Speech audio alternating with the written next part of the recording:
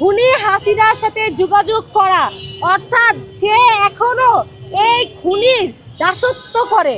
এখন তো তার অপসারণ নয়, তাকে গ্রেফতার করা উচিত দেশদ্রোহিতার অপরাধে। আমরা জানতে পেরেছি যে আমাদের ফেসির যে রাষ্ট্রপতি আছে, যার ইন্ধনে 17 বছর খুনি হাসিনা বাংলাদেশে রাজত্ব করেছে, সে এখন আমাদের ইন্ডিয়ায় অবস্থানরত আমাদের খুনি পলাতক প্রধানমন্ত্রী শেখ হাসিনার সাথে ফোনালাপ করেছে। আমরা এটা জানতে পেরেছি। আমরা জানতে চাই এই যে বাংলাদেশের ম্যান্ডেটরি সরকার, তারেক রহমানের সরকার এই বিষয়ে কি পদক্ষেপ নিচ্ছে। কারণ খুনি হাসিনার সাথে যোগাযোগ করা অর্থাৎ সে এখনো এই খুনির দাসত্ব করে, সে বাংলাদেশে এই খুনির দাসত্ব এখনো কায়েম করতে চায়। তার কেন এখনো অপসারণ হয়নি? এখন তো তার অপসারণ নয়, তাকে গ্রেফতার করা উচিত দেশদ্রোহিতার অপরাধে। এখনো কেন এই জনগণের ম্যান্ডেট তারেক রহমানের সরকার তাকে গ্রেফতার করেনি? আমরা দেখেছি নির্বাচিত সরকার আসার পর থেকে প্রথম সমাবেশ থেকে আমরা দাবি জানাচ্ছি শাহাবুদ্দিন চুপ্পুকে রাষ্ট্রপতির পদ থেকে অপসারণ করতে, কিন্তু তাকে এখনো অপসারণ করানো হয়নি।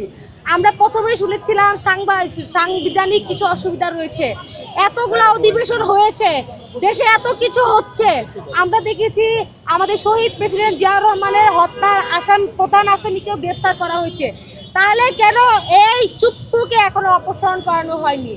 এখন যেহেতু সে দেশদ্রোহিতার পরিচয় দিয়েছে, খুনি হাসিনার সাথে যোগাযোগ রেখে তার দাসত্বতা সে এখনো ছাড়তে পারেনি, তাকে শুধু অপসারণই নয়, তাকে অতি দ্রুত গ্রেফতার করতে হবে।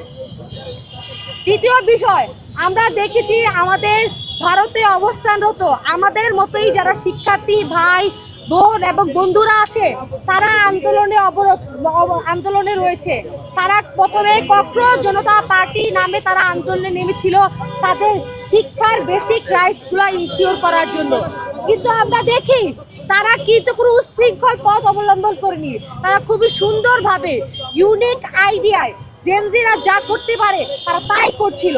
তারা তাদের ফার্স্ট জেনারেশন তারা গান্ধীকে কসপ্লের মাধ্যমে সামনে এনেছে এবং একের পর এক তাদের যে আগের নেতারা ছিল, যাদের পথ প্রদর্শনী তারা সামনে এগিয়ে এসেছে, তারা কসপ্লে করছিল।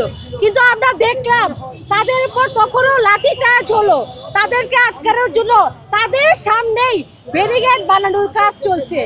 এর থেকে হাস্যকর কিছু হতে পারে? আমরা এগুলা দেখেছি 2 বছর আগে আমাদের বাংলাদেশে জুলাই মাসে। আমাদের মনে এখন আর প্রশ্ন থাকে না এই স্ক্রিপ্ট কোথা থেকে এসেছিল। এই যে খুনি হাসিনা আমাদের সাথে জুলাইয়ে যা করেছিল তা যে মোদির কাছ থেকে এসেছিল সেটা এখন প্রমাণিত। কারণ মোদি আজ যা করছে খুনি হাসিনা 2 বছর আগে বাংলাদেশে তা করে গিয়েছে। আমরা দেখি